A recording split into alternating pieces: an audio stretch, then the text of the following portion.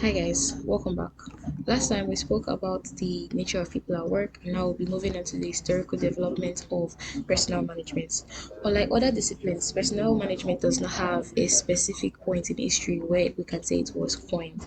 However, the growth and development of this discipline has been influenced by different times and courses during the course of history. These are things like the trade movement, the industrial revolution, etc. Starting off, we have the pre-industrial revolution era. This was mostly focused on land ownership, where we had the feudal lords and the serfs, and they were mostly focused on getting what they wanted, regardless of the opinion of the serfs. So it was more like a land-based system where agriculture was prevalent. Right after this, we had the industrial revolution era in Great Britain during the middle of the 18th century, that is the 1700s. This brought the introduction of sophisticated machinery and heavy equipment, bringing about a drastic change from agriculture to people working in factories and everything.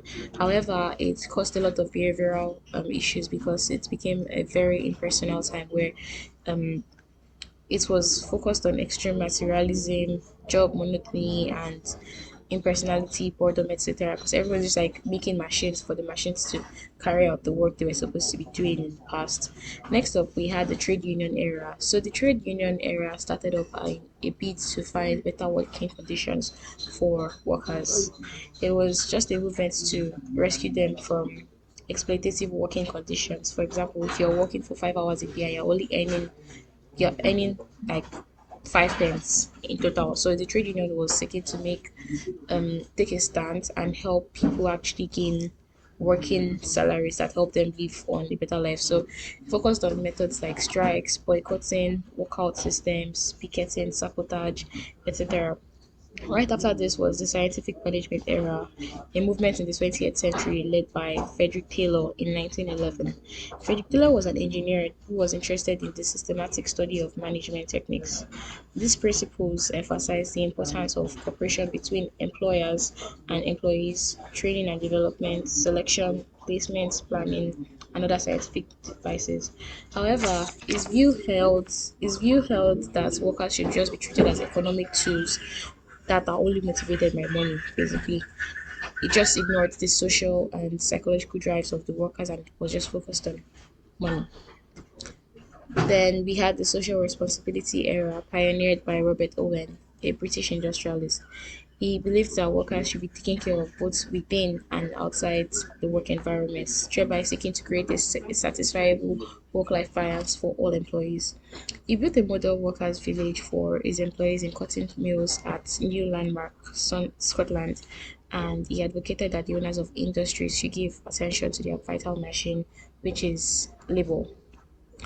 Finally, we have the industrial psychology era. It was a movement held by Hugo Masterberg in 1913, which was popularly referred to as the father of industrial psychology.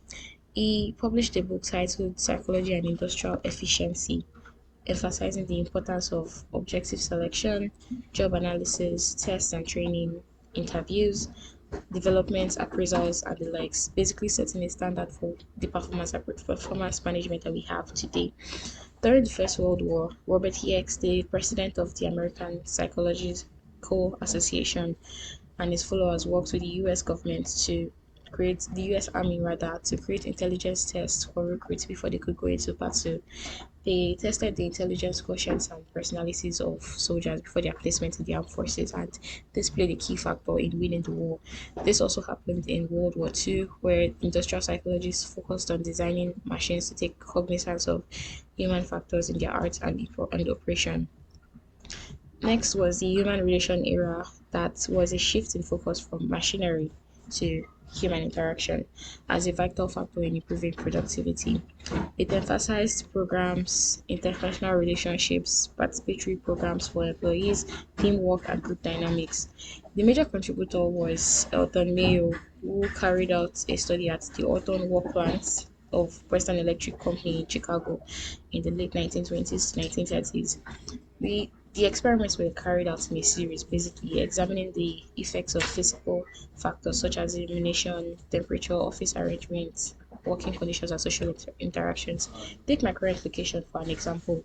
In a scenario where I was just seated and I have my laptop in my legs, it might be slightly uncomfortable for me. And human relations seeks to basically make sure that humans have a proper working condition in their current offices.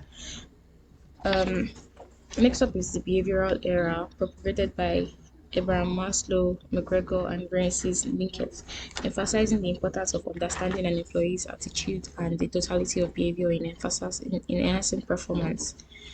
Then the welfare era, which was a reflection of modern personnel management of today, emphasizing the importance of taking cognizance of the employee well-being in achieving organizational goals and objectives.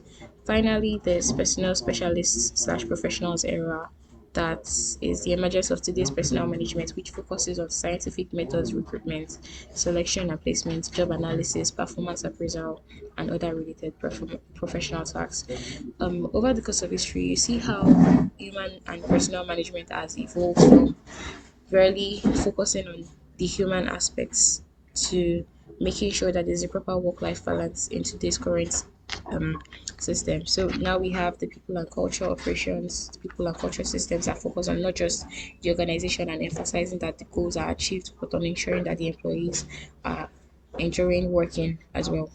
Thank you.